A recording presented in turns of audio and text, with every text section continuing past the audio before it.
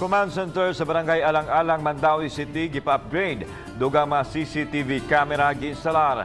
Nakita nga dako kining matabang dili lang sa trapiko apan sa crime prevention usab.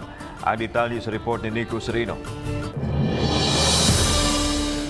Gabiing dako nakuhaan sa CCTV kining bangga sa duha ka mga motorsiklo sa intersection G1 ug Burgos Street. Sa impact, nangalamba ang duha ka mga rider. Sa laing insidente, makita sab kining motorsiklo nga midiretso ra sa intersection misungag paingon sa usa ka traffic enforcer. Matud sa mga otoridad, accident prone katong maong lugar nga sakop sa Barangay Alang-Alang, maong tambag nila magmatngon gayod. Kining maong mga panghitabo nakuhaan sa CCTV sa Barangay Alang-Alang. Ug aron mas daghan pang lugar ang makuhaan sa CCTV, mas gipaladman pa ang ilang coverage. Kaganiha sa Maydan Burgos na abtanamo kining mga personnel nga nagtaod sa mga bag-ong CCTV cameras. Dugang 16 ka mga camera ang ilang gi-purchase sa barangay, puno sa ilang existing nga gidaghanon nga 16 usab.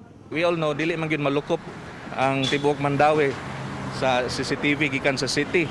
Mo nang we are placing these CCTV cameras in strategic locations na wala dito yung monitoring ang city.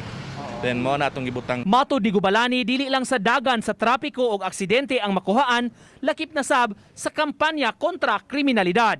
Labi na kanang atong curfew, makita na nato kanang kinsa maglaag-laag sa dalan na mabadlong nato na crime deterrent po ang CCTV. Kay once makakita ang mga badlungon diha na CCTV, mausap ilang una-una. Target sa barangay, sa hinapos ning buwan, ma-operational na ang ilang mga bag-ong ekipo. Uban ni Godfrey Relien, Nico Sereno,